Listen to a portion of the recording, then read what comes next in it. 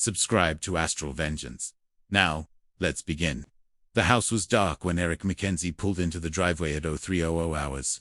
3 days early, the deployment had been cut short after a diplomatic resolution nobody saw coming, and he'd caught the first transport out of Cable.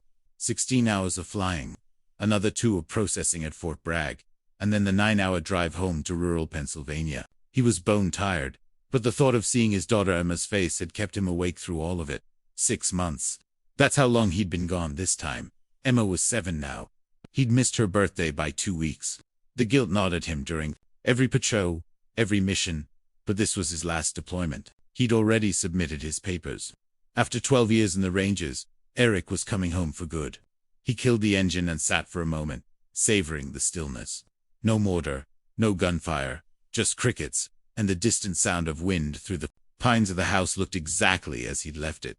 The blue shutters Brenda had insisted on. The flower boxes that were probably dead now in late autumn. The tire swing hanging from the oak tree in the front yard. Eric grabbed his duffel and moved quietly to the front door. He wanted to surprise them. Brenda would probably be asleep, but maybe Emma had a nightmare and was up. She used to crawl into bed with him when she was scared. The thought made him smile. The door was unlocked. That was the first thing that felt wrong. He'd told Brenda 100 times to lock it, especially when he was deployed. Eric pushed it open slowly, his training taking over. The house was too quiet. Not the peaceful quiet of sleep. Something else. He moved through the living room. Dishes in the sink. Mail scattered on the counter. Brenda's purse on the table. He climbed the stairs. Each step careful and deliberate. Their bedroom door was open. Brenda was there, sprawled across the bed in the clothes she'd worn that day. One arm hanging off the edge. An empty wine bottle on the nightstand. Eric's jaw tightened. He moved to Emma's room, pushing open the door decorated with princess stickers she picked out before he left. Empty. The bed was made. Her stuffed rabbit, Mr. Hopper's, the one she'd slept with since she was 2, was gone. Her shoes weren't by the door. Eric was back in the bedroom in 3 strides. He shook Brenda's shoulder harder than he meant to. She came awake with a start, eyes unfocused. Eric, what? You're not supposed to be. Where's Emma? Brenda blinked, trying to process. What time is it? Where's our daughter? His voice was flat, controlled. The voice he used when things were going wrong on a mission, and panic would get people killed. She's at my mother's. I told you in the email. What email? I didn't get any email. Why is she at your mother's at 3 o'clock in the morning? It's 3 o'clock. Brenda sat up, running her hands through her hair. She's been there since Tuesday. Mom's been watching her while I had some things to handle. Work stuff. Eric stared at his wife. In 12 years of marriage, he'd learned to read people. It was a survival skill. And right now, every instinct he had was screaming that something was wrong. Brenda wouldn't meet his eyes. Her hands were shaking, and not just from being woken up. I'm going to get her, Eric. It's the middle of the night. But he was already moving back down the stairs, out the door, into his truck. Brenda's mother lived 40 minutes away, deeper into the mountains. Myrtle Savage had never liked him. The feeling was mutual. She was a hard woman, cold in a way that had nothing to do with the Pennsylvania winters. She ran some kind of retreat center on her property. Religious counseling, she called it. Eric called it a grift. The roads were empty. He pushed the truck harder than he should have, taking the mountain curves fast. His hands were steady on the wheel, but his mind was racing. Tuesday. Emma had been there since Tuesday. 4 days. Why hadn't Brenda mentioned it in their last video call? Why had she sent their daughter to her mother's? Myrtle's property was set back from the road, a long gravel drive leading to a sprawling farmhouse. Lights were on. That was the second wrong thing. Nobody was up at this hour. Eric parked and got out. The front door opened before he reached it. Myrtle Savage stood in the doorway, backlit by the harsh interior lights. She was a tall woman, rail-thin, with gray hair pulled back in a severe bun. She wore a long nightgown, and an expression that might have been concern on anyone else's face. On hers, it looked like calculation. Eric, Brenda Cole, said you were coming. Where's Emma? She's sleeping. He pushed past her. The house smelled like bleach and something else. Something organic and wrong underneath. Emma, you'll wake the other children. Myrtle's voice was sharp. Eric stopped. What other children? I'd run a program here. Troubled children. Their parents send them to me for discipline and spiritual guidance. He'd known about the program, but had never paid it much attention. Now looking at Myrtle's face, something cold settled in his stomach. Where is Emma? She's in the backyard getting some reflection time. Eric was moving before she finished the sentence. Through the kitchen, out the back door. The yard stretched into darkness, bordered by woods. He could see shapes in the moonlight, structures that looked like small sheds or outbuildings. Emma. His voice echoed off the trees. A small sound, crying. He ran toward it, pulling out his phone for the flashlight. The beam caught something that made him stop dead. A hole in the ground, maybe 4 feet deep, 3 feet wide, and standing in it, shivering. In her pajamas was Emma Daddy. Her voice was so small. Eric was in the hole in seconds, lifting her out. She was ice cold, her pajamas soaked through with mud and dew. She wrapped her arms around his neck and wouldn't let go. I've got you, baby. I've got you. He pulled off his jacket and wrapped it around her. She was shaking violently. How long have you been out here? I don't know, Grandma said. She said, bad girls sleeping graves. That I need to learn. That I need to. She was sobbing now, the words barely coherent. Its white-hot rage flooded through Eric, but he forced it down. Emma needed him calm. He needed to get her warm and safe. Then he would deal with Myrtle. Daddy, don't look in the other hole. Emma's whisper cut through his thoughts. Please don't look. He turned and his flashlight beam swept across the yard. There, 20 feet away, another hole. This one covered with boards. Emma, I need you to close your eyes. Okay, can you do that for me? She nodded against his chest, squeezing her eyes shut. Eric carried her toward the house, but stopped by the second hole. He had to know, had to understand what he was dealing with. Using one hand while holding Emma with the other, he pulled the boards aside. The smell hit him first. Decay, earth, and something chemical. He shone the light down. Bones. Small bones. A skull that was unmistakably human and unmistakably a child's. Scraps of fabric and something else. A metal tag, like a dog tag with a name stamped on it.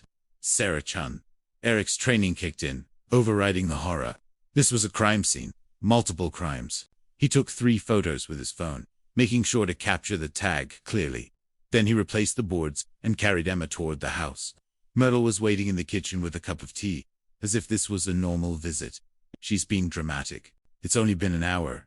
The cold teaches them. Sit down. Eric's voice could have cut glass. Don't move. Don't speak. Don't even think about running, because I will hunt you down. He carried Emma to the truck, started it, and cranked the heat. She was still shaking. Baby, listen to me. You're safe now. I'm taking you somewhere warm. Okay? Can you tell me who Sarah Chin is? Emma's eyes went wide. You looked. I told you not to look. I know, sweetheart. I'm sorry, but I need to know. Who is she? She was here last year. She was bad, too. Grandma said she ran away, but Emma started crying again.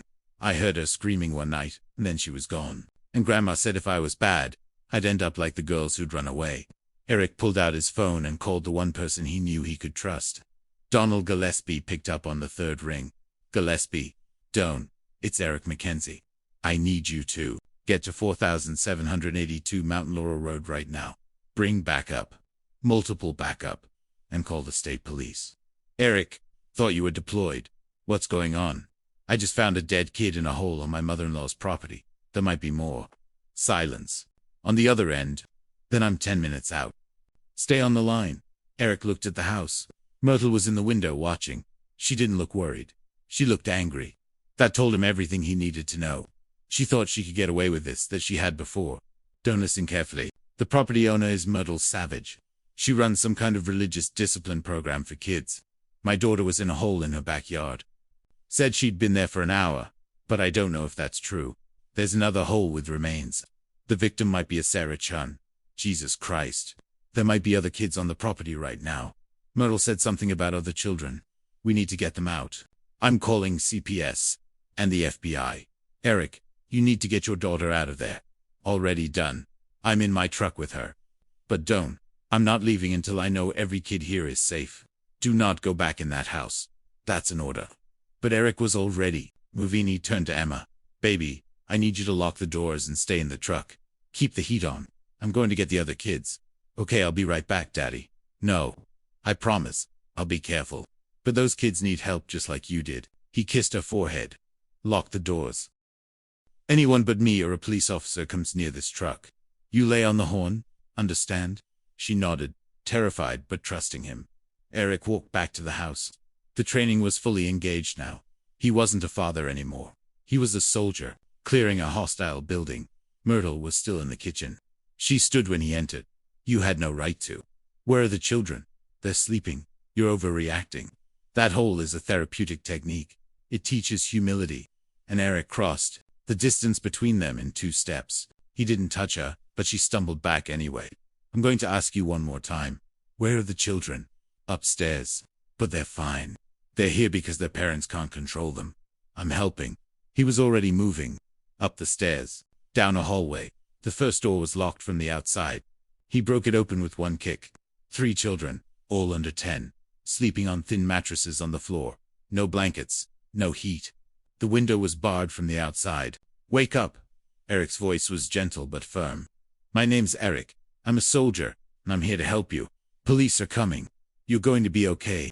They stared at him with the kind of hollow eyes he'd only seen in war zones. One little boy spoke. Up. Are you taking us home? Yes, right now. Come on, he shepherded them downstairs. Myrtle tried to block the door. You can't do this. Their parents signed contracts. Their parents signed contracts with someone who was burying children in her backyard. Get out of my way. She didn't move. Eric picked her up bodily and set her aside. She weighed nothing. He got the 3 children outside just as headlights appeared down the drive. 4 police cars, lights flashing. Donald Gillespie got out first. A big man in his 50s with a weathered face and kind eyes. He took one look at the children and got on his radio. We need ambulances, multiple juveniles, possible abuse, and neglect. The next 2 hours were chaos. More police arrived. FBI agents, Child Protective Services. They found 6 more children in a locked basement room. All of them were malnourished, bruised, terrified. All of them had stories about the holes in the backyard, about being punished, about children who ran away. They found 3 more graves. Eric sat in his truck with Emma wrapped in a blanket, watching as investigators swarmed the property. Myrtle had been arrested, still insisting she was helping troubled children, that the parents had signed contracts, that everything she did was legal discipline. Donna came over around dawn. They're going to need statements from you and Emma. Not today. She needs to be seen by doctors first, but soon. What about the other graves? One's been identified already. Sarah Chun, missing from Pittsburgh last year. 9 years old. Parents thought she was at a summer camp. Donald's face was grim. The other 2 were working on it. Eric, how did you know to come here tonight? I didn't. I came home early from deployment. Brenda said Emma was here. I knew something was wrong. Brenda, Donald's expression changed. We need to talk to her too. Did she know what was happening here? Eric looked at his friend. I don't know, but I'm going to find out. Emma stirred against his chest. Daddy, can we go home now? Not that home, baby. We're going to a hotel. Okay. Somewhere safe and warm with room service and movies, and you'll stay with me. I'm never leaving you again. I promise. As Eric drove away, the sun was rising over the mountains. In his rearview mirror, he could see the police lights still flashing, the search teams combing the property. He thought about the parents of those children getting phone calls, right? Now that would destroy them. He thought about Sarah Chin's parents finally getting answers after a year of not knowing. And he thought about Brenda, asleep in their bed, who had sent their daughter to that house, who had known Myrtle ran a discipline program for troubled children, but had sent Emma there anyway. Emma wasn't troubled. She was a sweet, smart, happy kid, so why had Brenda sent her to Myrtle's? Eric's hands tightened on the steering wheel. He'd been trained to fight enemies overseas. But now he realized the real enemy had been here all along, hiding in plain sight. And he was going to make sure every single person responsible paid for what they'd done, starting with his wife. The hotel room was warm and bright, nothing like the cold darkness of Myrtle's property. Eric had gotten a suite with 2 beds, and Emma had finally fallen asleep around noon after a doctor from the hospital came to check her over. Mild hypothermia, bruises, trauma. The doctor had been gentle but thorough, documenting everything, taking photos of the injuries, evidence. She'll need therapy. The doctor had said quietly at the door what she experienced. Children don't just get over that. Now Emma slept and Eric sat by the window with his laptop running searches he should have run years ago. Myrtle's savage. They knew beginnings spiritual retreat center. How had he never looked into this? Because you trusted Brenda, a voice in his head answered.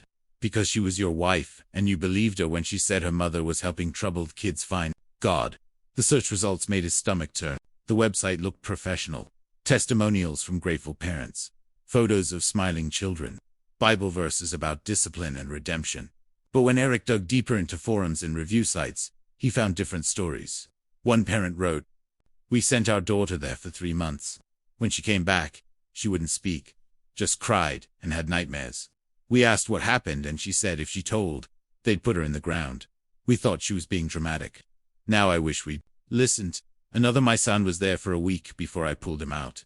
He'd lost 10 pounds and had marks all over his body. Myrtle Savage said it was spiritual discipline and that we were interfering with his salvation. I called the police, but they said it was a family matter." Eric kept digging. He found a news article from 3 years ago. An investigation by the county. Child Services had visited the property after a complaint. They'd found nothing wrong.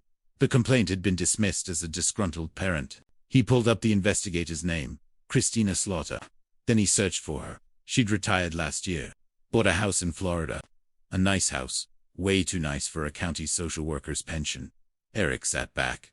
The pieces were starting to come together, and he didn't like the picture they formed. Myrtle had been doing this for years. Multiple children had been hurt, and at least 4 had died. But she'd kept operating because someone was protecting her. His phone rang. Derek. Mullen's name flashed on the screen. Brother Derek's voice was steady, calm. They'd served together for 8 years. "Don't call me," said. "You found some heavy shit?" "Yeah." Eric glanced at Emma, still sleeping. "You still in Virginia?" "I can be in Pennsylvania in 6 hours. You need me?"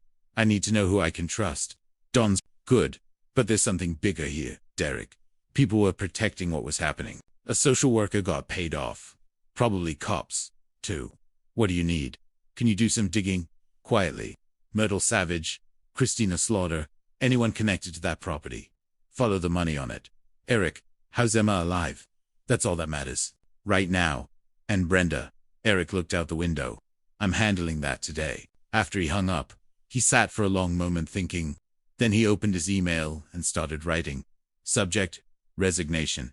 After 12 years, he was done. Emma needed him more than the army did. His phone buzzed. "Brenda, where are you?" "The police. We're here. They asked about Mom. What's going on?" Eric didn't respond. Instead, he pulled up the photos he'd taken of the grave with Sarah Chin's remains. He looked at them for a long time, memorizing every detail. Then, he opened a new document and started writing down everything he'd seen, everything Emma had told him, every detail he could remember. This was going to court. He needed to be ready. Around 3:00 p.m., Emma woke up. She looked around the unfamiliar room, panicked for a moment, then saw Eric and relaxed. "Hey baby, how are you feeling?" "Tired." She sat up slowly. "Is Grandma in jail?" "Yes." Good. Emma's voice was hard in a way that made Eric's heart break. 7 years old, and she already knew that some people were evil. "Daddy, are we going back to Mom?" That was the question, wasn't it? Eric came over and sat on the edge of her bed. "I need to ask you something, and I need you to tell me the truth." "Okay, even if you think it might hurt my feelings." Emma nodded. "Did Mom know what Grandma was doing with the holes?" Emma's eyes filled with tears. "She said I was being bad, that I wasn't listening, that Grandma could teach me to be good. She drove me there Tuesday and told Grandma I needed to learn respect." Eric felt something cold and final settle in his chest. "What did you do that was so bad?" "I wouldn't eat my vegetables. And I talked back when she told me to clean my room." Emma started crying. "I didn't mean to be bad, Daddy. I just wanted you to come home." He pulled her into his arms, holding her tight while she cried. Over her head, his face was stoned. Brenda had sent their daughter to be abused, possibly killed because she wouldn't eat vegetables, because she talked back. Normal kid stuff. Things you handled with timeouts or taking away dessert. Not with a woman who buried children in her backyard. "You weren't bad, Emma, you hear me? You were being a normal kid. What Mom did that was wrong. What Grandma did was evil, but you did nothing wrong. Can I stay with you? You're going to stay with me forever, I promise." There was a knock at the door. Eric checked the peephole. Donald Gillespie. He let him in. "How is she?" Donald asked quietly. "She'll survive." "What did you find?" Donald pulled out a notepad. "For graves so far. Sarah Chen, we already knew about. The second one is Marcus Wright, 10 years old, missing from Philadelphia 2 years ago. Parents were told he was at a boarding school. The third is a girl, maybe 8 or 9. We're still working on identification. The fourth," Donald paused. "The fourth is recent, very recent. A boy named Tyler Brennan. He was only there for a week. How many kids total went through that place? We're trying to figure that out. Myrtle's contract claims she's had over 100 children through her program in the last 5 years. Most of them left alive. But we're checking every name against missing persons reports. What about Christina Slaughter? Donald's expression darkened. How do you know about her? She investigated the place 3 years ago, found nothing. Then retired, and bought a house in Florida she shouldn't be able to afford. FBI's looking into her now. Eric, there's something else. We found financial records. Myrtle was charging parents $50,000 for a 3-month program. Most paid cash. We're talking millions of dollars over the years. Where's the money? That's what we can't figure out. Her bank accounts show regular deposits, but nothing like that kind of cash. It's going somewhere. Eric thought about that. She had a partner or partners. Someone who made this look legitimate. Someone who kept the authorities from looking too close. That's what the FBI thinks, too. They're going through her phone records now. But Eric, Donald hesitated. They want to talk to Brenda. Your wife had to know something. She knew. Eric's voice was flat. Emma told me. Brenda drove her there on Tuesday. Told Myrtle that Emma needed to learn respect. Donald looked sick. I'm sorry.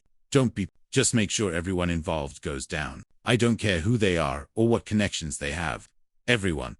After Donald left, Eric made a decision. He picked up his phone and called Melody Hendress, Brenda's sister. She answered on the second ring. Eric.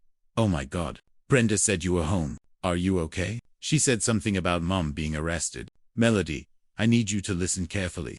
Your mother was running an abuse camp. She was torturing children. 4 of them are dead. Emma was in a hole in the backyard when I found her. Silence. Then what? No, that's not.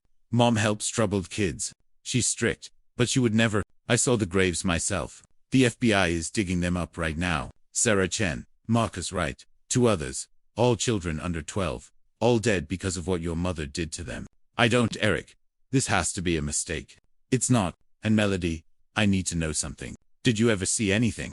Anything that made you uncomfortable? Anything that seemed wrong? I haven't been to the property in years. Mom and I had a falling out. She said I was raising my kids too soft, that they needed discipline. I told her to stay away from us. Melody's voice was shaking. Brenda still talked to her though. Said I was overreacting. Brenda sent Emma there 4 days ago. No, Brenda wouldn't. She loves Emma. She sent her to be punished because Emma wouldn't eat her vegetables and talk back. Another long silence. When Melody spoke again, her voice was different. Harder. Where's Emma now? With me. Safe, keep her away from Brenda. I mean it, Eric. I love my sister, but if she knew what Mom was doing and sent Emma anyway. Melody took a shaky breath. What can I do? How can I help? Eric looked at his daughter, sleeping again. Just tell the truth when they ask. All of it. Don't protect anyone. I won't air it. I'm so sorry. If I'd known, just make sure it counts for something now. After he hung up, Eric pulled out his laptop again. Derek had sent him an encrypted email with preliminary findings. Myrtle's financial records showed payments to several people. One name stood out. Herman Savage, listed as Myrtle's brother. He lived in town. Worked as Eric stared at the screen. Herman Savage was a county judge. The next morning, Eric took Emma to a safe house arranged by Donald. It was a small apartment above a bookstore in town, owned by a retired cop who owed Donald a favor. Emma would stay there with a female officer named Janet, while Eric dealt with what came next. I don't want you to go, Emma said, clutching Mr. Hopper's. I'll be back tonight, I promise. Janet's nice and you'll be safe here. The door has 3 locks and there's a police officer downstairs. Okay. Emma nodded, but she looked small and scared. Eric knelt down to her level. Baby, I need to make sure the people who hurt you can't hurt anyone else. That's what I'm going to do today. Can you be brave for me? Will you bring Mom? Eric's jaw tightened. Do you want to see Mom? Emma thought about it, then shook her head. Not yet. Maybe not ever. That's okay. You don't have to see anyone you don't want to. He kissed her forehead and left, his heart heavy. But as he drove across town, the heaviness turned to cold, focused anger. He had targets now. Myrtle was in jail, but she was just the beginning. Herman Savage, Christina Slaughter, anyone else who had enabled this nightmare. And Brenda. He arrived at his house at 9 a.m. Brenda's car was in the driveway. He sat for a moment preparing himself. Then he walked in. Brenda was in the kitchen looking haggard. She hadn't slept. When she saw him, she stood up quickly. Eric, finally. The police won't tell me anything. They took Mom. They're saying she, but it's ridiculous. You have to tell them. Where's Emma? I don't know. I assumed she was with you. Eric, what is going on? Why are you looking at me like that? I'm trying to decide if my wife is stupid or evil. Brenda's face went white. What? You sent our daughter to a woman who tortures children, who has murdered at least 4 kids that we know of. You drove her there on Tuesday and told Myrtle she needed to learn respect. I didn't. It's not like that. Mum's program is strict, but it works. She helps troubled kids. Emma isn't troubled. Eric's voice cracked like a whip. She's 7 years old. She wouldn't eat her vegetables. That's not troubled. Brenda, that's normal. She was getting out of control, talking back, not listening. So, you sent her to be buried alive in a hole in the ground. Brenda's mouth opened and closed. That's not Mom wouldn't. I pulled Emma out of that hole myself. It was 2 a.m. and 40. She'd been standing in mud and ice water for over an hour, crying, terrified. She told me if I looked in the other hole. Eric stopped, forcing himself to stay calm. There was a dead kid in the other hole. Brenda, a 9-year-old girl named Sarah Chen. Her bones were still there. No. Brenda sat down hard. No, that's not possible. Mom said, kids who run away from the program sometimes spread rumors. But did you ever visit? Did you ever actually see what she was doing? Silence. Answer me. I trusted her. Brenda's voice was rising. She's my mother. She said the program was tough but effective. That sometimes kids lie to get out of it. I believed her. Eric stared at his wife. When did you send Emma there? Tuesday. I already told you. Why Tuesday specifically? Brenda hesitated. She was having a bad week. Refusing to do homework. Making a mess. Talking back. I was stressed with work and I couldn't handle it. So I called Mom. You couldn't handle it. So he sent our daughter to a torture camp. It's not a torture camp. She helped children for dead kids say otherwise. Eric pulled out his phone and showed her one of the photos from the graves. Brenda looked at it and turned green. She ran to the sink and vomited. When she came back, wiping her mouth, her face was ashen. I didn't know, Eric. I swear I didn't know. But you suspected something was wrong, didn't you? No. Melody cut your mother off years ago. Said she was too harsh with kids. He kept Emo away from Myrtle most of the time. What? Brenda's hands were shaking. Mom could be intense. I thought limited exposure was fine. That a few days at a time would teach Emma discipline without breaking her. The words came out as a whisper.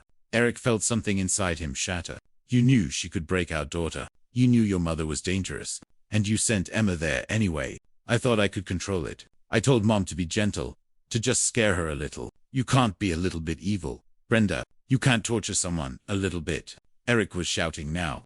Emma is traumatized. She has hypothermia and bruises, and she doesn't trust anyone. She asked if she has to see you again, and I didn't know what to tell her, because her own mother sent her to hell. Brenda was crying. I didn't mean for this to happen. I was just so tired. You were gone, and she was so difficult. And I thought, you didn't think that's the problem.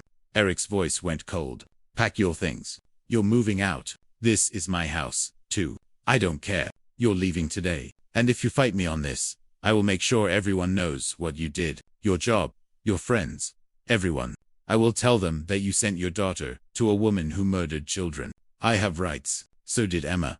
So did Sarah Chen and Marcus Wright and Tyler Brennan. They had the right not to be buried alive. Eric stepped closer. Here's what's going to happen. You're going to talk to a lawyer. You're going to agree to give me full custody. You're going to stay away from Emma unless she asks to see you. And you're going to cooperate completely with the FBI investigation into your mother. The FBI? Did you think this was just going to go away? Your mother murdered kids, Brenda, for money. Lots of money, and someone helped her cover it up. The FBI wants to know who. So, you're going to tell them everything you know about her business.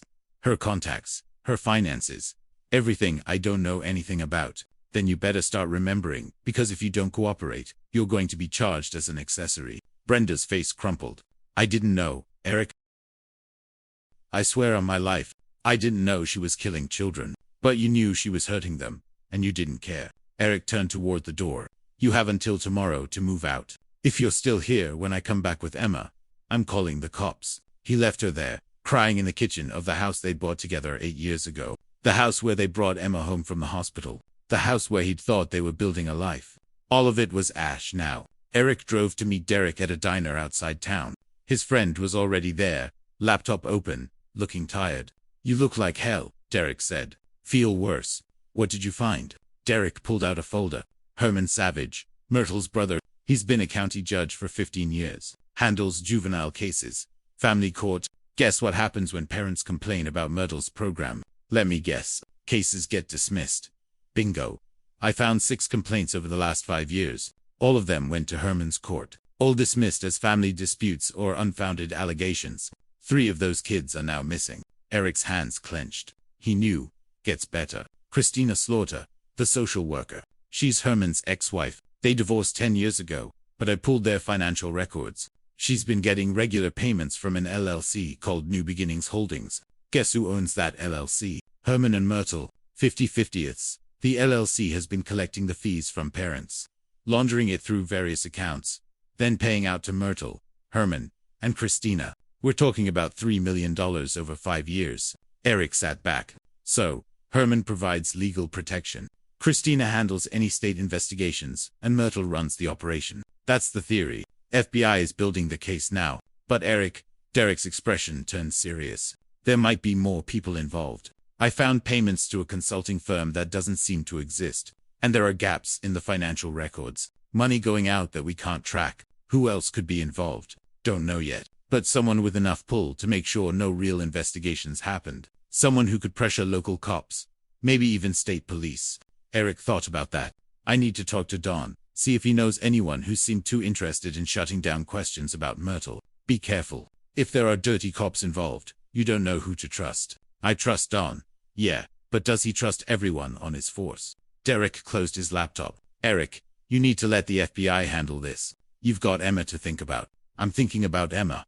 I'm thinking about making sure everyone who hurt her pays. Everyone who enabled it. Everyone who turned a blind eye while kids died. Eric met his friend's gaze. Would you walk away? Derek sighed. No, but I'd be smart about it, and I'd watch my back. That's why I called you. They spent the next 2 hours going through documents. Eric was learning to read financial records, the way he'd learned to read topographic maps in the army. Looking for patterns, anomalies, anything that didn't fit. And there were things that didn't fit. Large cash withdrawals from the LLC accounts every month. Always on the 15th. Always the same amount. $10,000. Going back 3 years. Protection. Money. Eric suggested. Maybe we're paying someone for something. Could be anything from bribes to blackmail. Eric's phone rang. Donald, talk to me. We got something. Myrtle's talking. Trying to cut a deal. She's claiming she was coerced. That someone forced her to keep running the program, even when she wanted to stop. She's lying probably, but her lawyer's saying she has evidence. Names of people who were involved. She wants immunity in exchange for testimony. Don't give it to her. Not my call. That's FBI and prosecutor's office. But Eric, she mentioned Brenda, said your wife knew more than she's saying. Eric closed his eyes. What exactly did she say? That Brenda helped recruit some of the families. That she'd identify kids who needed correction and recommend the program to their parents. Myrtle's claiming Brenda got a finder fee for each referral. The diner seemed to tilt. How much? $5,000 per kid. Eric disconnected and stared at his phone. Brenda had sent Emma to Myrtle. But according to Myrtle, she'd also sent other people's children for money. Derek was watching him. What is it? Brenda wasn't just a victim of her mother's manipulation. She was part of it. Yeah. Eric stood up. I need to go where? To have another conversation with my wife. And this time, she's going to tell me the whole truth. He found Brenda at her sister's house. Melody answered the door, her face hard. She's in the kitchen. And Eric, whatever you're going to do, she deserves it. Brenda was sitting at Melody's table with a cup of coffee. She looked up when Eric walked in, and her face went pale. I was just leaving. Sit down, Eric, sit down. She sat. Melody stayed in the doorway, arms crossed. Eric leaned against the counter. The FBI talked to your mother. She's trying to make a deal. Said you helped her recruit families. That you got $5,000 for every kid you sent her away. Is that true? Brenda's silence was answer enough. How many? Eric's voice was deadly quiet. I don't know. Maybe 20. Over 3 years. 20 kids. You sent 20 kids to be tortured for money. It wasn't supposed to be torture. Mom said it was a tough love program. That the kids needed discipline. The parents were desperate. So, you exploited desperate parents and traumatized their children for $100,000. Melody made a sound of disgust. Brenda, what the hell is wrong with you? You don't understand. We needed the money. Eric was deployed. His salary wasn't enough. And I had debt from before we got married. We had enough. Eric shouted. We had a house, food, everything we needed. You're telling me you sold kids for what? A new car, vacations. Brenda was crying again. I'm sorry. I'm so sorry. I didn't think anyone would get hurt. Mom said it was safe. For kids are dead. For how is that safe? Eric was shaking with rage. Did you know about the graves? No. I swear I didn't know about that. When Mom told me about kids running away, I believed her. I thought they just left. You thought troubled kids just wandered off into the mountains and their parents didn't care. You didn't think that was suspicious. Brenda had no answer. Eric pulled out his phone. The FBI is going to want to talk to you. The families you recruited are going to want answers. And I'm going to make sure every single person knows what you did. Please. Brenda reached for him. Please, Eric, I made a mistake. I was stupid and greedy, and I'm so sorry, but I'm still Emma's mother. I love her. You sent her to a torture camp for $5,000. No, I didn't take money for Emma. She's my daughter. I just thought you could get away with it one more time. You thought she'd come back scared straight, and you'd go back to sending other people's kids for money. Eric stepped back from her outstretched hand. Stay away from us. Both of us. Don't call, don't text, don't try to see Emma. If I see you anywhere near her, I will have you arrested. You can't keep me from my daughter. Watch me. You're about to be charged with child endangerment, conspiracy, and probably trafficking. By the time this is over, you'll be lucky if you're not in prison. The only thing keeping you out right now is that you're cooperating with the FBI. Eric headed for the door. Melody, thank you for being honest. I'm sorry, your family is imploding. I'm sorry I didn't see this coming, Melody said quietly. I should have pushed harder, stayed in contact with Mom. Maybe I could have. This isn't on you. Don't blame yourself for other people's evil. As Eric drove away, his phone rang. Unknown number. Eric McKenzie. Yeah. This is Agent Frank Morrison, FBI. I need you to come in for an interview today, if possible. I can be there in 20 minutes. Good. And Mr. McKenzie, bring your lawyer. We're going to be talking about some serious charges. Eric's hand tightened on the wheel. Against who? Everyone. We're building a RICO case. Racketeering, conspiracy, child trafficking, murder. This is bigger than your mother. We're going after everyone involved. Good. I should warn you. Your wife is a target. We believe she was complicit in recruiting children for the program. If she cooperates, we might be able to reduce charges. But she's looking at prison time. I don't care what happens to her. Just make sure you get everyone. We will. But Mr. McKenzie, watch your back. The people involved in this have money and connections. They're not going to go down easy. After hanging up, Eric made one more call to a lawyer friend from his unit, who now worked at a big firm in Philadelphia. Tony Payer. Tony, it's Eric McKenzie. I need help. I need the best family lawyer, you know. And I need someone who can handle a federal case. What kind of federal case? Child trafficking, racketeering, murder. And I need to make sure I get custody of my daughter. Jesus, Eric. What happened? How much time do you have for you? All the time in the world. Start talking. As Eric laid out the whole nightmare, he felt something shifting inside him. The rage was still there, burning hot and pure. But underneath it was something colder, something calculating. The army had taught him how to fight, how to plan, how to execute complex operations against entrenched enemies. He'd led missions in some of the most hostile territory on Earth. And now he was going to use every skill he had to destroy the people who had hurt his daughter. Not just Myrtle, not just Brenda. Everyone. Every person who turned a blind eye, taken a bribe, enabled the torture and murder of children. They thought they were safe because they had money and connections, because they'd gotten away with it for years. They were wrong. Eric McKenzie was coming for them, and he didn't lose. The FBI office was cold and sterile, all fluorescent lights and beige walls. Eric sat across from Agent Morrison and another agent, a woman named Chen. Appropriate name, given what he'd found.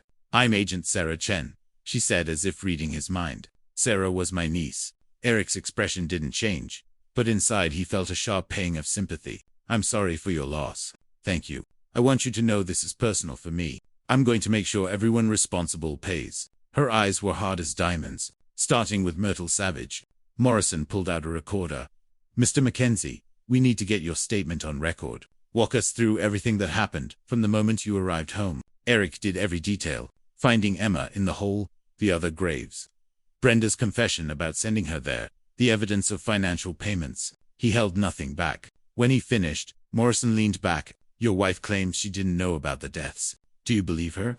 I don't know. Maybe she was willfully ignorant. But she knew kids were being hurt, and she kept sending them anyway for money. Yeah. Agent Shin spoke up. We've identified 17 families that your wife referred to Myrtle's program. Of those 17 children, 3 are dead. 4 is still missing.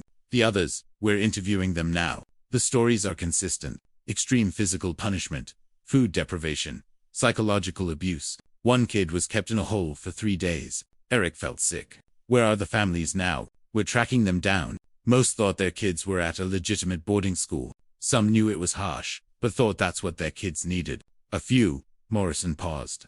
A few seemed to have known exactly what was happening and didn't care. What happens to them depends on what we can prove. Child endangerment, at minimum. If we can show they knew kids were dying and sent their own anyway, we're looking at conspiracy to commit murder. And Brenda, your wife, is cooperating. She's given us names, details about the financial setup, information about Herman Savage's involvement. In exchange, we're recommending reduced charges, but she's still looking at 5 to 10 years. Eric nodded. He felt nothing about that. No satisfaction, no regret, just emptiness where his marriage used to be. What about Herman? He asked. Morrison's jaw tightened. That's where it gets complicated. Herman Savage is a sitting judge with a lot of friends. We need an airtight case before we move on him. We're building it, but it takes time. How much time? Weeks, maybe months. Kids died while you're building your case. I know that. Morrison's frustration broke through. But if we move too fast and he walks on a technicality, he gets away with it forever. I won't let that happen. Agent Chin put a hand on Morrison's arm, calming him. Then she looked at Eric. We will get him. I promise you. But we have to do this right. What can I do? Nothing. Stay out of it. Focus on your daughter. Let us handle the investigation. Eric didn't respond to that. He had no intention of staying out of it. After the interview, he met with Tony Paya and the family lawyer Tony had recommended, a sharp woman named Margaret Vance. They sat in a conference room and The good news is, you'll get custody, Margaret said. With Brenda facing criminal charges and admitting to child endangerment, no judge will give her custody. The question is whether she gets visitation. Emma doesn't want to see her. Emma's preference will matter, but she's 7. The court might order supervised visitation anyway. Over my dead body, Eric. Tony's voice was gentle but firm. Let Margaret handle the legal strategy. If you push too hard, it could backfire. Brenda sent our daughter to be tortured for money. There's no scenario where she deserves to see Emma. I agree, Margaret said. And that's the argument we'll make. But we have to follow the process. File for divorce, file for custody, document everything. Build a case that's so overwhelming, no judge can rule against us. How long? The divorce will take months. Custody might be faster given the circumstances. I'll file emergency motions tomorrow. Do it. After they left, Eric sat in his truck, thinking the FBI was building their case. His lawyers were building theirs. Everyone was following the process, playing by the rules. But Eric wasn't bound by the same rules. He was a civilian now, a father protecting his daughter, and sometimes justice couldn't wait for the courts. He pulled out his phone and called Derek. I need you to do something for me. It's not legal. I figured. What do you need? Herman Savage. I need everything on him. Phone records, financial records, emails, everything that proves what he did. The FBI is already getting that through warrants. I don't want to wait for warrants. I want it now. Silence on the other end. Then you know what you're asking? Yeah. If we get caught, we won't. You taught me how to do this in Baghdad. Remember, we're just applying those skills here. Another pause. When do you want to start? Tonight. They met at Derek's motel room with a laptop and equipment that definitely wasn't civilian grade. Derek had connections from his army days. People who specialized in electronic intelligence. Herman's security is decent, but not great, Derek said. Typing standard home Wi-Fi, password protected. I can crack it remotely, but it'll take a few hours. Do it. What about his phone?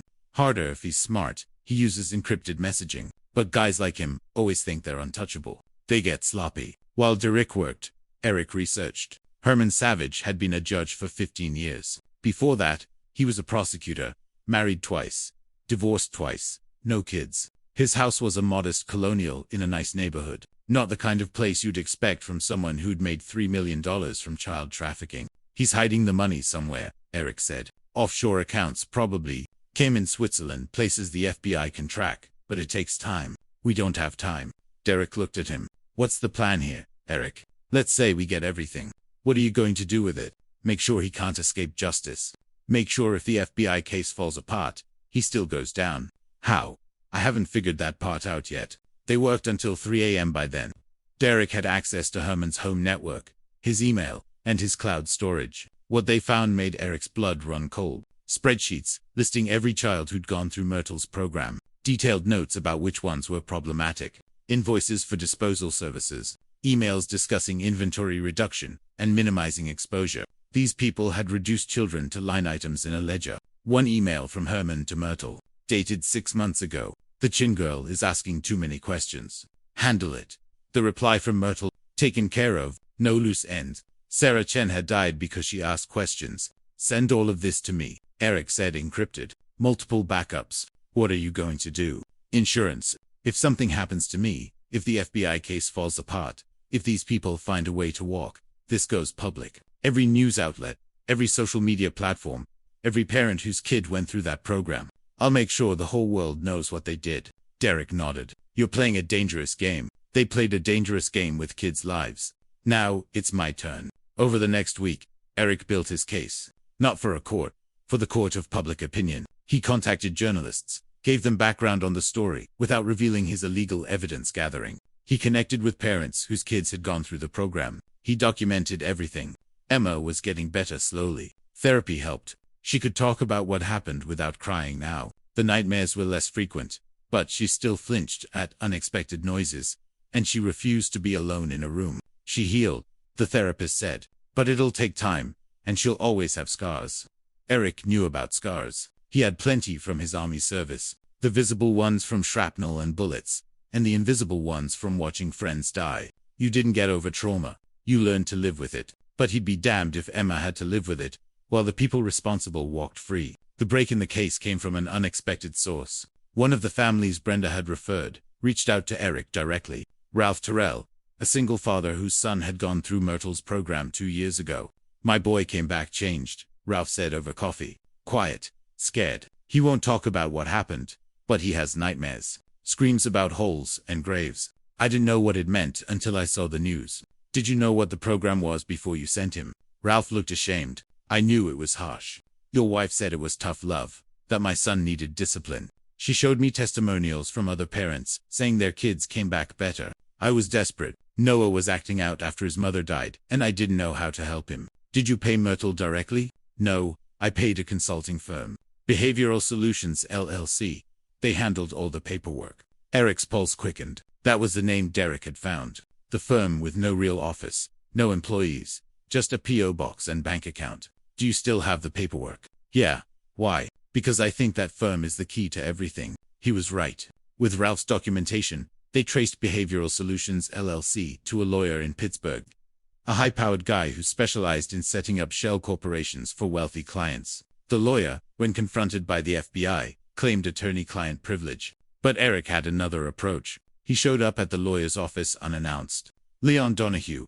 The nameplate read. Eric walked past the secretary and into Donahue's office. Excuse me, you can't, the secretary protested. It's fine, Eric said, closing the door behind him.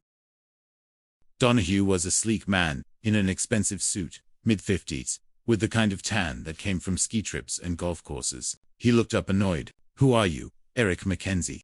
My daughter was tortured by one of your clients.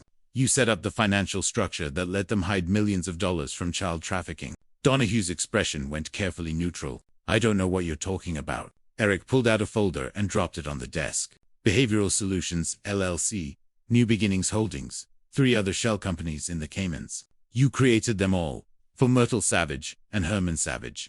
You helped them launder money from torturing and killing kids. I create legal corporate structures for clients. What they do with those structures isn't my responsibility. But you knew. You had to know. Nobody sets up that many shell companies for a small-time religious retreat center, unless they're hiding something. Donahue leaned back. Even if that were true, and I'm not saying it is, attorney-client privilege protects my communications with clients. It doesn't protect you from being an accessory to murder. I haven't murdered anyone. No, you just made it possible for others to do it, and get away with it for a fee. Eric leaned forward. How much did they pay you? 10%? 20%? How much is a dead kid worth to you? Get out of my office. The FBI is going to tear apart your practice. Every client, every account, every document. And when they're done, you're going to prison right alongside the savages. I doubt that. I have the best lawyers in the state. Eric smiled. It wasn't a nice smile. You know what's funny? I found something interesting while researching you. Your son, Leon Donahue Jr., 15 years old. Troubled kid from what I hear. Been in and out of therapy. Some minor legal issues. Donahue's face went pale. Don't you dare. I'm not threatening your son. I'm just saying you helped Myrtle Savage hide the fact that she was torturing troubled kids. Your son is a troubled kid. How would you feel if someone sent him to a place like that? If he ended up in a hole in the ground crying for his daddy, wondering why you let it happen? You son of a, think about it. Then think about whether protecting your clients is worth protecting your own son from the same fate. Because people like Myrtle don't stop. They just find new victims. Eric stood up. The FBI will be here tomorrow with warrants. You can cooperate and maybe keep your law license, or you can fight it and lose everything. Your choice. He left Donahue sitting there shaking. The next day, Donahue called the FBI. He wanted to make a deal. Within 48 hours, the whole financial structure unraveled. Donahue provided documents showing how the money flowed. Parents paid Behavioral Solutions, which took a cut, and passed the rest to New Beginnings Holdings, which distributed to Myrtle, Herman, and Christina. There were also payments to 2 other people, a local sheriff's deputy and a state child services supervisor. The deputy, a man named Kent Booker, had been responding to complaints about Myrtle's property for years. He'd always filed reports saying there was no evidence of wrongdoing. The supervisor, Christy North, had been the one who closed investigations before they could go anywhere. The FBI arrested all of them and coordinated raids. Eric watched the news coverage with Emma on his lap. That's Grandma, Emma said, pointing at footage of Myrtle being led into a courthouse in handcuffs. Yeah, baby. She looks smaller on TV. Evil people always do when they're caught. The trial wouldn't happen for months, but the media coverage was immediate and brutal. Every news outlet ran stories about the torture camp in the Chamber of Horrors in the Pennsylvania mountains. Families of the victims were interviewed. The bodies of the 4 murdered children were given proper burials. Brenda's face was plastered across headlines. Mother who sold children for profit. She tried to claim she was a victim, too, that Myrtle had manipulated her. But the evidence was too damning. The FBI had recordings of her conversations with parents, pitching them on the program, describing how effective it was, never mentioning the abuse. Eric filed for divorce and emergency custody. The hearing was brief. Margaret presented evidence of Brenda's involvement in the trafficking ring, her admission of child endangerment, and Emma's statement that she didn't want to see her mother. The judge, not Herman Savage, who'd been suspended pending his own trial, granted Eric full custody with no visitation for Brenda. Mrs. Mackenzie has shown a pattern of prioritizing money over her child's safety. The judge said, until she can demonstrate rehabilitation and remorse, she poses a danger to the minor child. Brenda didn't fight it. She was too busy negotiating her own plea deal, 5 years in federal prison, in exchange for testifying against Herman and the others. But Eric wasn't satisfied. Yes, they were all going to prison. Yes, justice was being served. But it wasn't enough. These people had destroyed lives, had murdered children, had made Emma stand in a hole, crying for her daddy. They needed to suffer the way their victims had suffered. So Eric started planning. Not a physical attack. He wasn't going to throw away his freedom and leave Emma without a father. But there were other ways to make people suffer. Ways to ensure they lost everything, not just their freedom. He started with Herman Savage. The judge's trial was set for 3 months out. He'd been released on bail, $1 million, which he'd paid Isaac. He was living in his house, wearing an ankle monitor, pretending to be confident. Eric started following him. Not, obviously. He knew how to do surveillance from his army days. He learned Herman's routine. Grocery store on Tuesdays, lunch at the same restaurant every Thursday, golf on Saturday mornings. And he noticed something interesting. Herman had visitors late at night.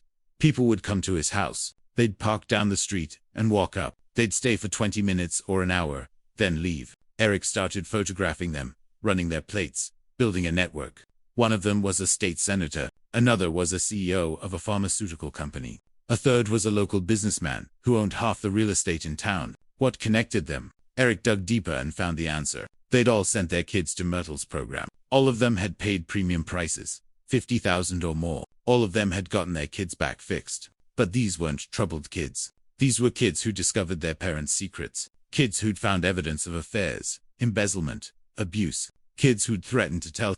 Myrtle's program wasn't just about discipline. It was about breaking children who knew too much. Eric felt sick. This was bigger than he'd thought. It wasn't just child abuse. It was organized criminal conspiracy to silence witnesses. And Herman was at the center of it. He needed proof. real admissible proof that would stand up in court. So, he did something he'd never thought he'd do. He became the thing he'd fought against his entire military career. He broke into Herman's house. It wasn't hard. Herman's security was basic, designed to stop opportunistic burglars, not someone with military training. Eric waited until Herman was at his Thursday lunch, disabled the alarm, and went in through a basement window. He had 30 minutes. He used them well. Herman kept files in his home office. Physical files, the old-fashioned kind that couldn't be hacked. Eric photographed everything: correspondence with the parents, contracts, documentation of what the kids had known and how the program had handled them. One file was labeled Permanent Solutions. Inside were death certificates for 3 children, all ruled accidents or suicides. All kids who'd been through the program. All kids whose parents were in those late-night meetings. Eric felt his hands shake as he photographed them. These people had murdered their own children to keep secrets. He found one more thing: a ledger showing payments from Herman to local media, payments to kill stories, payments to reporters to bury information, payments to keep the whole operation quiet. Eric finished with 5 minutes to spare. He reset everything exactly as he'd found it, slipped out the window, and drove away. That night, he made copies of everything. He sent encrypted files to 3 different people: Derek, Tony Paya, and Agent Morrison at the FBI. The note said, "If anything happens to me, release this to every news outlet in the country." Then he went home and held Emma while she slept, thinking about how close he'd come to losing her, how many other parents had lost their children to these monsters. The next day he got a call from an unknown number. "Mr. Mackenzie, this is Salvatore Bryant. I represent Herman Savage. My client would like to speak with you." "Tell your client to go to hell. Mr. Mackenzie, please. This isn't a threat. My client wants to apologize to explain his side of things. He's prepared to offer a settlement in exchange for there's no settlement. Your client is going to prison for the rest of his life. If you just listen." Eric hung up. 10 minutes later, his phone rang again. A different number. "Mr. Mackenzie." A woman's voice, smooth and professional. "My name is Ingrid Francis. I'm calling on behalf of a group of concerned citizens who would like to resolve this matter quietly. We're prepared to offer you $5 million in exchange for your cooperation in Who Are You? I represent the families of several children who attended Miss Savage's program. They're very sorry for what happened to your daughter. They want to make amends by paying me to shut up, by compensating you for your trauma, and ensuring this matter is resolved in a way that doesn't harm innocent people." "Innocent people? Your clients murdered their own kids. That's a serious allegation without proof, and making such accusations publicly could be considered defamation." Eric laughed. "Are you seriously threatening to sue me for defamation? After what you people did, we're offering you a generous settlement." "Mr. Mackenzie, I suggest you think carefully before refusing." "I don't need to think. The answer is no. Your clients are going to be exposed, every single one of them, and when I'm done, everyone will know what they did." He hung up and immediately called Morrison. "They just tried to buy me off. $5 million. Who did?" "Someone named Ingrid Francis said she represents families of kids who went through the program. They want me to keep quiet about what I found." Morrison was quiet for a moment. "Eric, what exactly did you find?" "I can't tell you that. Not officially, but hypothetically. If someone had evidence that Herman's clients murdered their own children to keep them quiet about crimes, what would the FBI do with that information? Hypothetically, we'd need that evidence to prosecute. And if that evidence was obtained illegally, then it wouldn't be admissible in court. But it might point us toward legal ways to obtain the same information. Check Herman's home office. There's a file cabinet, bottom drawer labeled Permanent Solutions. You might find something interesting. We need a warrant for that. Then get one. I'm sure you can find probable cause." "Eric, just get the warrant, Morrison, before someone makes that file disappear." Morrison must have moved fast, because that afternoon, FBI agents executed a search warrant on Herman's house. Eric watched from down the street as they carried out boxes of documents. His phone rang. "Morrison, how did you know about that file?" "I didn't. I just had a hunch. But I don't care." "Eric, what we found, Jesus Christ. These people were killing their own kids." "I know. We're going to need you to testify about everything. The program, what happened to Emma. All of it. I'll do whatever it takes." "Good. Because we're about to indict 15 more people. This is going to be the biggest child trafficking case in the state's history. Make it count." "We will." "But Eric, watch your back. These people have a lot to lose. They might do something desperate." Eric thought about that after hanging up. Desperate people were dangerous. But he wasn't worried about himself. He was worried about Emma. He called Derek. "I need you to do something for me." Name it. I need you to take Emma somewhere safe. Out of state. Somewhere. These people can't find her. You'd think they'd go after her. I think they've already killed multiple children. I'm not taking chances. I know a place. My cousin has a ranch in Montana. Middle of nowhere. No one would think to look there. Can you leave tomorrow? I'll pick her up at dawn.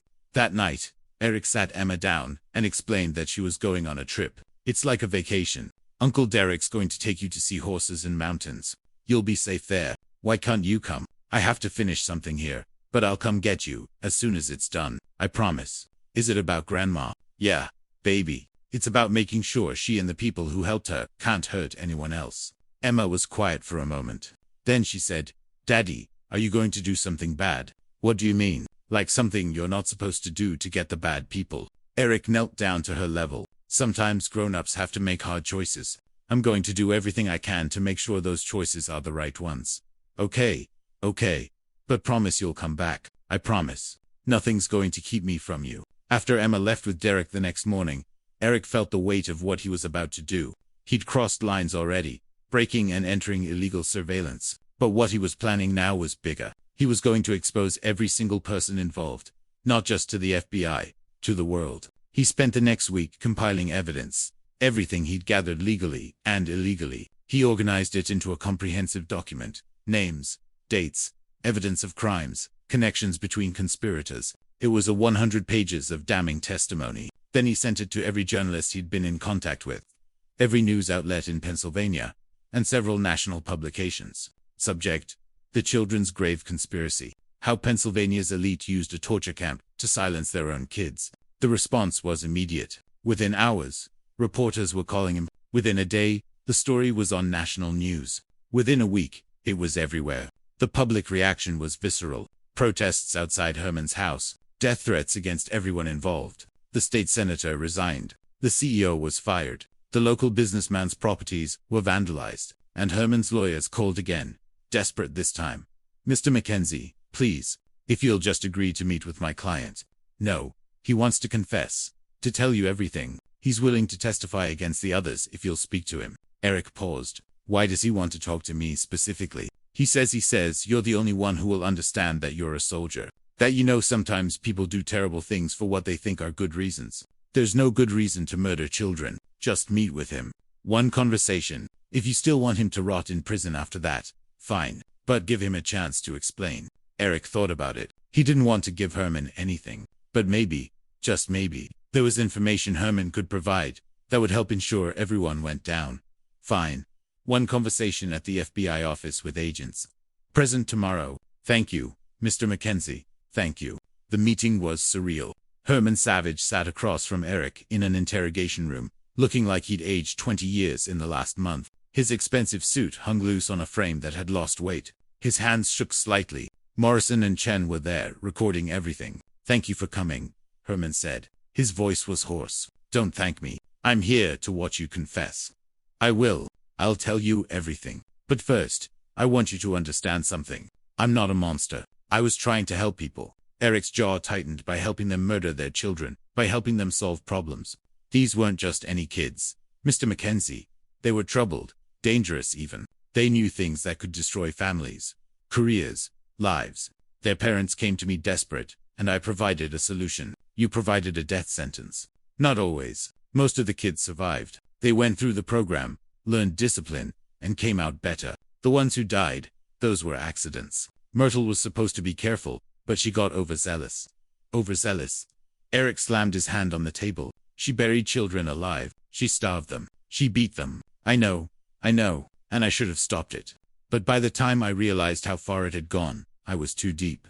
The parents were powerful people. They would have destroyed me if I'd exposed them. So you let it continue. You let more kids die to save yourself. Herman's face crumpled. I made a mistake.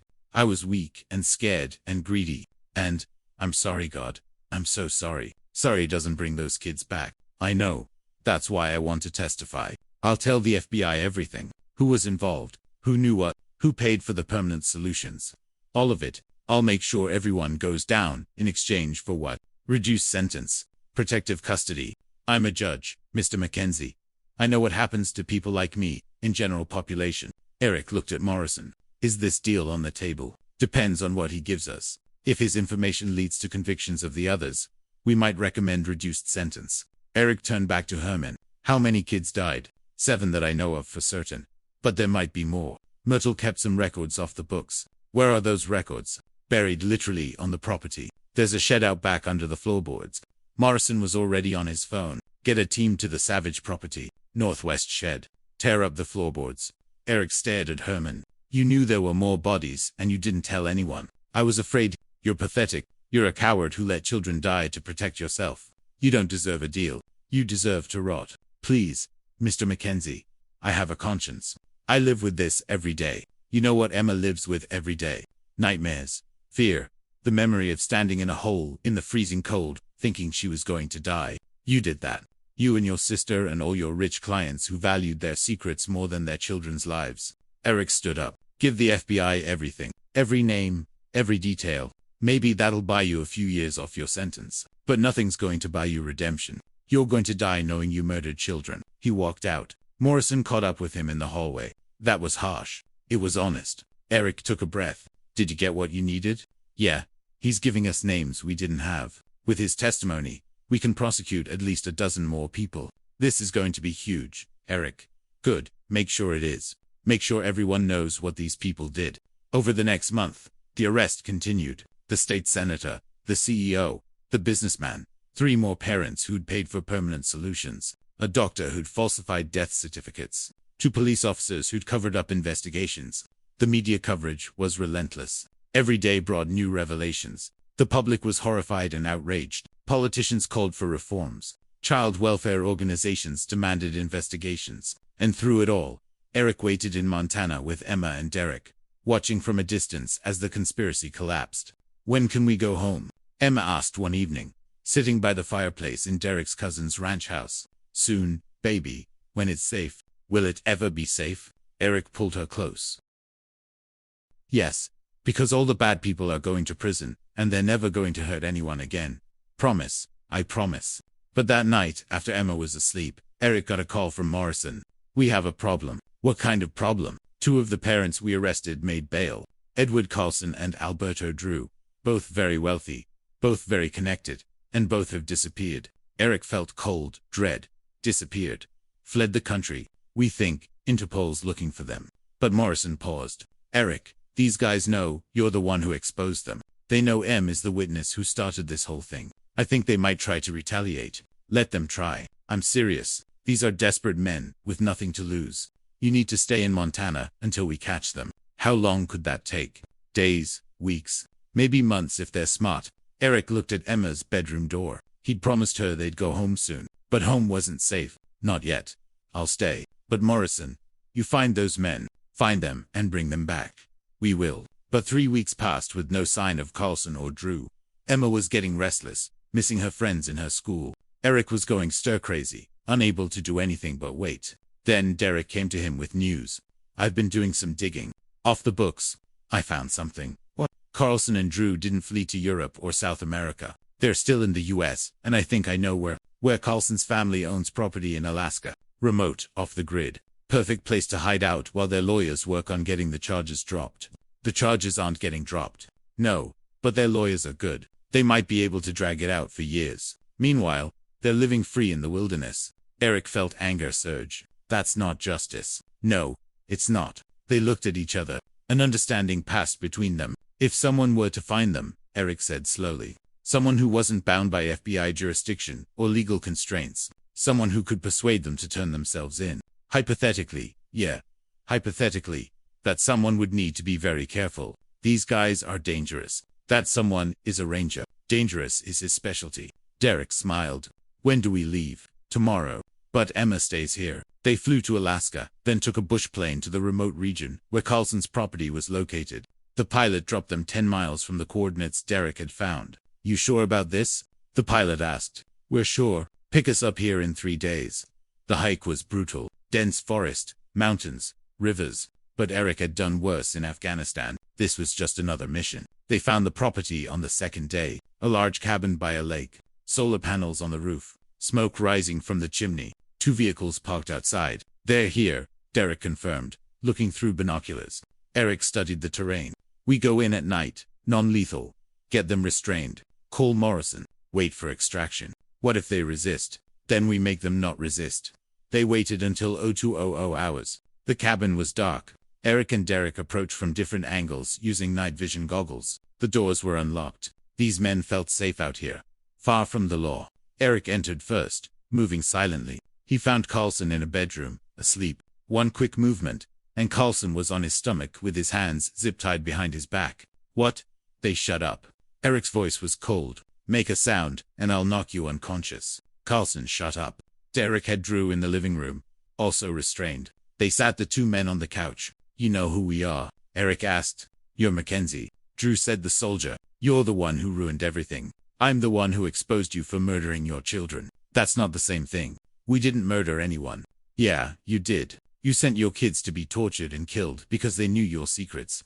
Because you valued your reputations more than their lives. Carlson spoke up. My son was going to destroy me. He found evidence of my affairs, my financial crimes. He was going to turn me in. I had no choice. There's always a choice. Eric leaned in close. You chose wrong, and now you're going to pay for it. You can't prove anything. Our lawyers will get us off. I don't need to prove anything. The FBI has Herman's testimony. They have the financial records. They have the bodies. You're going to prison for the rest of your lives. We'll see about that. Drew said, we have resources. Friends in high places. Not anymore. Everyone's abandoning you. The senators already pled guilty. The CEO's cooperating. Your friends are rats fleeing a sinking ship. Eric pulled out a satellite phone. Now you're going to make a choice. You can turn yourselves involuntarily and maybe get a deal, or I can drag you back in handcuffs. Either way, you're going back. And if we refuse? Carlson asked. Eric smiled. It was the same smile he'd given enemy combatants who thought they were tough. Then I'll make you wish you'd never run. I'm not a cop. I'm not bound by the same rules, and I really don't like you. He let that sink in. Then he added, but here's the thing. I don't want to hurt you. I want you to face justice. I want you to stay in trial and be convicted and spend the rest of your lives thinking about what you did. That's real punishment. That's what you deserve. Carlson and Drew looked at each other. Then Carlson said, what kind of deal? Testify against everyone involved. Every name, every crime, every detail. In exchange, maybe you get 20 years instead of life. That's not much of a deal. It's more than you deserve. It's more than your kids got. Silence. Then Drew nodded. Okay, we'll turn ourselves in. But we want it in writing. Call Morrison yourself. Tell him where you are. He'll arrange transport and a plea agreement. Eric handed Drew the satellite phone. Watched as he made the call. Watched as these two men who'd thought they were above the law surrendered. The FBI extracted them. 2 days later, Eric and Derek watched from a distance as helicopters took Carlson and Drew away. Mission accomplished. Derek asked. Not yet. Not until they're all convicted and locked away. You know, they might not all go to prison. Good lawyers. Technicalities. Deals. Then I'll make sure they suffer in other ways. These people destroyed Emma's childhood. They murdered children. They don't get to walk away. They flew back to Montana. Emma was waiting and she ran into Eric's arms. I missed you, Daddy. I missed you too, baby. So much. Can we go home now? Eric looked at Derek, who nodded. The immediate threat was gone. Carlson and Drew were in custody. The others were too afraid or too broke to run. Yeah, we can go home. They returned to Pennsylvania a week later. The house felt empty without Brenda. But Emma didn't seem to mind. She was just happy to be back in her own room with her own things. Eric enrolled her in a new school farther from town. Fresh start. New friends who didn't know about the scandal. Therapy twice a week to help her process the trauma. And slowly, painfully, they built a new life. The trial started 6 months after Emma's rescue. Myrtle was first. The prosecution laid out a damning case. Physical evidence of the graves. Testimony from surviving children. Financial records proving it was a criminal enterprise. Myrtle's defense tried to claim she was helping troubled children. That the deaths were accidental. That she'd been pressured by her brother, Herman. The jury didn't buy it. Guilty on all counts. 4 consecutive life sentences without parole. Herman's trial was next. His lawyers tried to paint him as a victim of his sister's manipulation. But with his own testimony about arranging permanent solutions, it was hopeless. Guilty. Life without parole. Christina Slaughter got 20 years for conspiracy and obstruction. Kent Booker, the deputy, got 15. Christy North, the supervisor, got 10. Brenda's trial was the hardest for Eric to watch. She looked small and broken on the stand, crying as she described how she'd been desperate for money, how she believed her mother's lies about helping children. The prosecutor wasn't sympathetic. He showed the jury recordings of Brenda pitching the program to parents, described the $100,000 she'd made, detailed the suffering of the children she'd sent. Emma didn't attend the trial. She was too young, and the lawyers agreed her testimony via video deposition was enough. But Eric was there every day, watching the mother of his child be convicted of conspiracy to commit child abuse. 5 years, she'd serve at least 3 before parole eligibility. The other parents' trials dragged on for another year. Carlson and Drew, true to their word, testified against everyone. The state senator got life. The CEO got 30 years. The businessman got 25. In total, 23 people were convicted in connection with the New Beginnings conspiracy. Hundreds of years of prison time. Millions in restitution to the victims' families. But for Eric, the real victory was watching Emma heal. Slowly, the nightmares faded. She started smiling again, making jokes, playing with friends. She was still affected by what happened. Probably always would be. But she was surviving, thriving. Even 2 years after the rescue, Eric sat in family court for the final hearing. The judge, a woman who'd reviewed all the evidence, all the testimonies, looked down at him and Emma. "Mr. Mackenzie, you've done an admirable job raising your daughter under extremely difficult circumstances. The court finds that you are a fit and loving parent. Ms. Mackenzie's parental rights are hereby permanently terminated. Full custody is granted to you." Emma squeezed his hand. "Does this mean Mom can't take me back?" "Never," Eric said. "You're mine forever." That night, they had a quiet celebration at home. Pizza, ice cream, a movie, just the two of them, the way it had been for 2 years now. "Daddy?" Emma asked during the movie. "Yeah, baby. Thank you for saving me." Eric pulled her close. "You don't have to thank me. That's what dads do." "Not all dads. Some of those kids, their dads were the bad ones. I know, and I'm sorry they didn't have someone to protect them. But you made sure the bad guys got punished. You made sure they couldn't hurt anyone else." "I tried." "You did more than try. You won." Eric thought about that. He'd won. Yes. But at what cost? His marriage was over. His daughter was traumatized. Families were destroyed. Lives were lost. But Emma was alive. She was healing. She was safe. And the people who had hurt her were locked away forever. Maybe that was enough. Maybe that was victory. 5 years later, Eric stood in the backyard of their new house. A smaller place in a better neighborhood, closer to Emma's school. She was 12 now, tall and confident, captain of her soccer team. The nightmares were rare. The therapy had worked. She was going to be okay. Donald Gillespie came over for a barbecue, as he did every month or so. They'd become close friends after everything. Don had retired from the force, citing disillusionment with the system that had let the savages operate for so long. "How's she doing?" Don asked, watching Emma play with the neighbor's dog. "Good. Great. Actually. Straight A's. Lots of friends. Happy. You'd never know. But, you know." "Yeah, I know." Eric flipped a burger. "Got a letter from Brenda last week." "What did she say?" "That she's sorry. That she's been sober for 2 years. That she wants to see Emma when she gets out." "When is that?" "Next year if she makes parole." "What are you going to tell her?" "I'm going to tell Emma. Let her decide. She's old enough now to make that choice." Don nodded. "That's fair." They ate in comfortable silence for a while. Then Don said, "You know, I think about those kids sometimes. The ones who didn't make it. Sarah, Marcus, the others. I wonder what they'd be doing now if they'd lived." "Me, too." "You did good, Eric. You made sure their deaths meant something. You made sure no one could ignore what happened. Doesn't bring them back." "No, but it stopped it from happening to more kids. That's worth something." Eric looked at his daughter, laughing, and healthy, and alive. "Yeah, it is." That night after Dawn left, and Emma was asleep, Eric sat on the porch with a beer, thinking about the last 5 years, the trials, the convictions, the slow rebuilding of his life. He thought about Myrtle rotting in a maximum security prison, about Herman, who'd been attacked by other inmates and lost the use of his left eye, about Brenda, who'd written monthly letters that Eric rarely answered. He thought about the parents who'd sent their children to die. Some were in prison, some had lost everything, even without conviction. All of them would carry the shame for the rest of their lives. And he thought about the children, the 7 who died, the dozens who'd survived but were scarred. Emma, who'd been hours away from becoming another statistic. Justice had been served. The guilty had been punished.